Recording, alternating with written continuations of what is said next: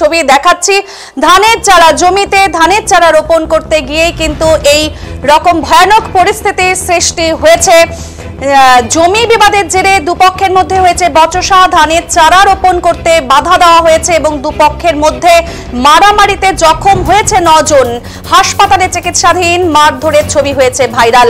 ঘটনাটি ঘটেছে মালদার হরিশ্চন্দ্রপুর 1 নম্বর ব্লকের মহেন্দ্রপুর গ্রাম পঞ্চায়েতের নাজিরপুর গ্রামে, অর্থাৎ মালদার নাজিরপুর গ্রাম, এবং এখানটাতে ধানের চারা রোপণ নিয়ে কিন্তু এর আগেও আমরা দেখেছি বিভিন্ন জায়গায় জমি বিবাদকে কেন্দ্র করে একেবারে ধুন্ধুমার পরিস্থিতি তৈরি হয়। এক্ষেত্রে শুধুমাত্র জমি বিবাদ নয়, সেই জমি বিবাদ আবার ধানের চারা রোপণ করতে গিয়ে স্থানীয় সূত্রে জানা গেছে বাগমারা গ্রামের বাসিন্দা মোহাম্মদ জাসিমউদ্দিন ও আকবর আলী নাজিমপুর গ্রামের বাসিন্দা সোহরাব আলীর কাছ থেকে 1 বছর আগে 6 লক্ষ টাকার বিনিময়ে 6 কাঠা জমি কিনে নিয়েছিলেন। অভিযোগ, সোহরাবের কাকা সাইফুল হক ও মাইফুল হক সহ তারা আরো 3 কাকার ছেলেরা তাদেরকে জমি চাষ করতে বাধা দিয়েছেন। জাসিমউদ্দিন জমিতে ধানের চারা রোপণ করছিলেন ও আকবর মাখনা তুলছিলেন। ঠিক সেই সময় বিবাদীরা লাঠি, সোটা, লোহার রড ও ধারালো অস্ত্র নিয়ে জমিতে গিয়ে বাধা দিয়েছেন বলে অভিযোগ তুলেছেন স্থানীয় বাসিন্দারা।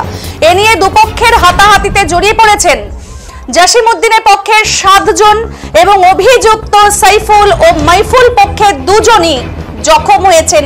এই 2 জন আর 7 জন, এই 9 জন মোট জখম হয়েছেন এবং হরিশ্চন্দ্রপুর গ্রামীণ হাসপাতালে কিন্তু তাদের চিকিৎসা চলছে। খবর পেয়ে ঘটনাস্থলে পৌঁছায় হরিশ্চন্দ্রপুর থানার পুলিশ। এক অভিযুক্তকে গ্রেপ্তার করেছে পুলিশ। এ বিষয়ে জাসিমউদ্দিন জানিয়েছেন তিনি জমি কিনে নিয়েছেন, তার কাছে দলিল ও খতিয়ানও রয়েছে, তা সত্ত্বেও তারা গায়ের জোরে জমিতে উঠতে বাধা দিয়েছে। এদিন জমিতে ধানের চারা রোপণ করছিলেন জাসিমউদ্দিন, তারা দলবল নিয়ে এসে ধানের চারা রোপণে বাধা দিয়েছেন আর ধানের চারা তুলে ফেলে দিয়েছেন। প্রতিবাদ করলে তাদের 7 জনকেই ধারালো অস্ত্র দিয়ে আঘাত করে জখম করে দিয়েছেন আর 2 জন আশঙ্কাজনক অবস্থায় রয়েছে, তাদের চিকিৎসা চলছে, থানায় অভিযোগ করেছেন তিনি।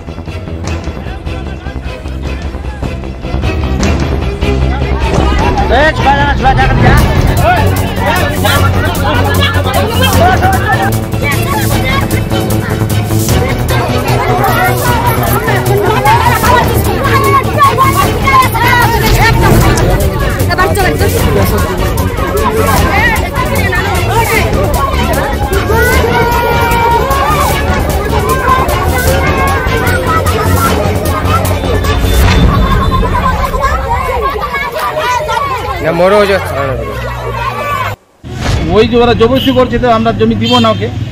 সমাজে খারাপ লোক আছে, বেশি বললে বলছে, আর বেলার অফিসে বলেছে 5টা মার্ডার আমরা করব। কারা হুমকি দিচ্ছে আপনাদেরকে? ওই তঞ্জুর, বুধুয়া আর সাইফুল আর মইফুল। তো গতকালকে আপনারা জমিতে উঠেছিলেন? হ্যাঁ, আমরা জমি গাতে গেছিলাম। কি কাজে গেছিলেন জমিতে? জমি ওই রোপা কাটতে গেছিলাম।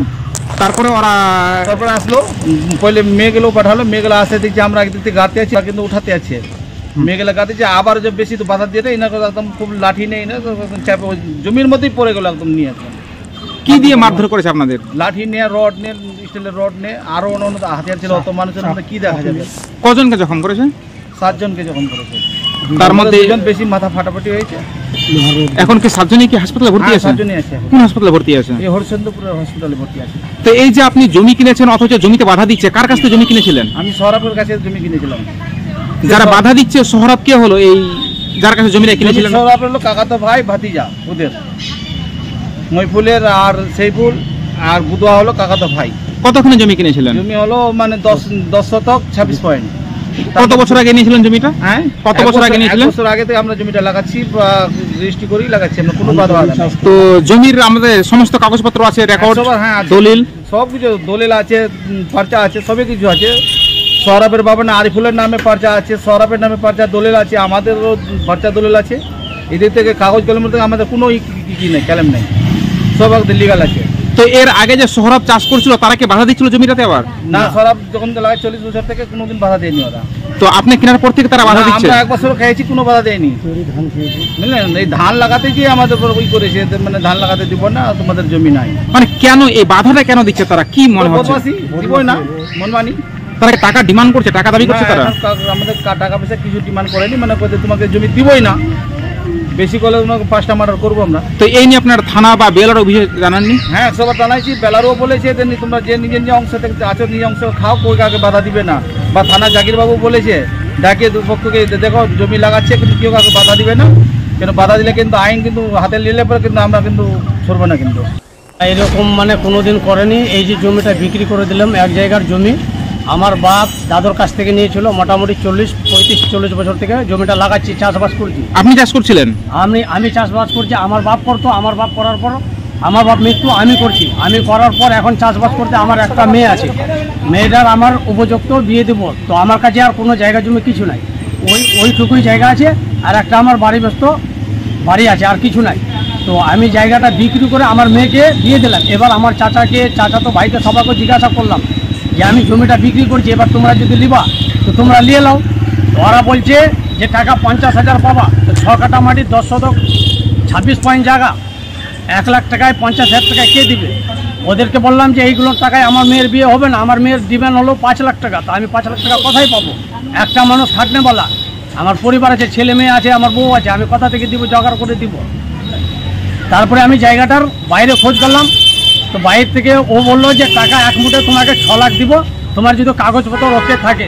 আমার কাগজপত্র কিছু ওকে আছে, আমার বাবার নামে পার্চা আছে, আমার বাবার পার্চা ভেঙে আমার নামে পার্চা আছে, দলিল আছে, সব কিছু আছে।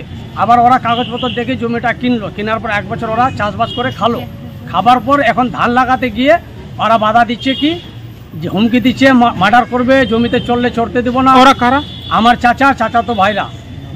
মানে বাধাটা কেন দিচ্ছে, তাদেরকে বাধা কেন দিচ্ছে জমিটাতে উঠতে মানে দিচ্ছে না? জমিটা এক জায়গায় আছে লম্বা করে, কিন্তু আমরা খটোয়া হিসাবে আছে কিনা, ওরা বলতে চাই যে কবজা যদি করে নিতে পারি তাহলে আমাদের এক লাইনে পুরো জমিটা থেকে যাবে। মানে তারা জমিটা দখল করতে চাইছে, তাহলে দখল করতে চাইছে। এবার ওই রকম ভাবে আমার আরো করেছে দখল, 3 শতক মাটি আরো দখল করেছে ভিটা বাড়ি।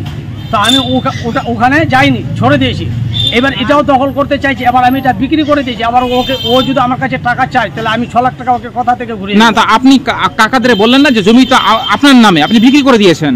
ওরা মানছে না, মানে শক্তির গরম দেখাচ্ছে। ওরা মোটামুটি 30-35 জন আছে, ওরা জোর দেখাচ্ছে। আমরা আছি, আমার বউ আর আমি আছি, কিন্তু ওরা এইবারে কিন্তু আমি বাইরে ছিলাম, কিন্তু আমার বউকে যে আটক করলো, আমি বাইরে থেকে আসলাম, আসার পর আমি ওদেরকে বসলাম, গাঁও গ্রামের লোককে জিজ্ঞাসা করলাম, করার পর ওরা মানছে না। ওরা বলছে যে তোমাদেরকে জমি দিব না। এবার থানায় কেস করলো, বেলারতে কেস করলো, সব জায়গায় সব কিছু বললো। এবার জমিটা যখন বললো যে তোমরা যাই যেখানে আছে সেখানে লাগিয়ে খাও, এবার বেলার থেকে অর্ডার দিল। অর্ডার দেওয়ার পর আমি কালকে ওদেরকে বললাম যে তোমরা ধান করো, আমি আছি। এবার আমরা জানি না যে ওরা মানে লড়াই করবে, মার্ডার করবে, কিন্তু ওরা এমন সিস্টেমে লাঠি তরোয়াল মোড়াল নিয়ে সব কিছু নিয়ে এসছে যে আমরা খালি হাতে গেছি, ফুলগুলো নিয়ে ওরা গাড়ছে, আমি সরকার দাঁড়িয়ে আছি। কিন্তু এমন হিসাবে ওরা মানে চালু করে দিয়েছে লাঠি চার্জ, যে আমরা ভাগ দিয়ে মানে জখম হয়েছে 7 জন, 2 জন বেশি জখম হয়েছে, তার মাথা ফেটেছে, ওরা আঘাতও বেশি পেয়েছে। এখন মালদা থেকে হরিচন্দ্রপুর থেকে ট্রান্সফার করতে পারে মালদা কিংবা চাচলে। তো আপনি এগুলো বিষয়ে থানাকে জানাননি যে জমি আপনার আমি বিক্রি করেছেন, তারা বাধা দিচ্ছে? থানায় জানাইছি, থানায় অ্যাপ্লায়ার লেখা আছে, 3-4বার ডায়েরিও লেখা আছে। এবার SDO কোর্ট থেকে আমাকে একটা সার্টিফিকেট দিয়েছে যে তুমি নিধকাভাবে জমিটা বিক্রি করে তুমি মেয়েকে বিয়ে দাও। এরপরে যদি ওরা কোনো আঘাত দেয় কিংবা কোনো যদি ওরা আক্রমণ করে, তো এই কাগজটা তুমি থানাতে দেখাবো। আবার থানাতেও দেখিয়েছি, কিন্তু তখন তো কিছু বললো না। কিন্তু এই ধান গাড়তে গিয়ে মানে এই জ্বালাটা হয়েছে।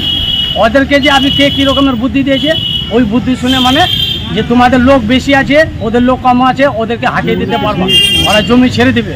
যেরকম একটা জায়গা আমার ভিটা বাড়ি কেড়ে নিয়েছি, ওই রকম মানে ওরা বলছে যে এটা ওরকম করলে কেড়ে নেবো। অভিযুক্তদের দাবি জমিটি তার বাবার নামে পাট্টা রয়েছে, সৌরভ কাউকে না জানিয়েই জমিটি বিক্রি করে দিয়েছে। আর সেই নিয়েই কিন্তু এই ঝামেলা। হরিশ্চন্দ্রপুর থানার পুলিশ সূত্রের খবর, ঘটনার তদন্ত শুরু হয়েছে।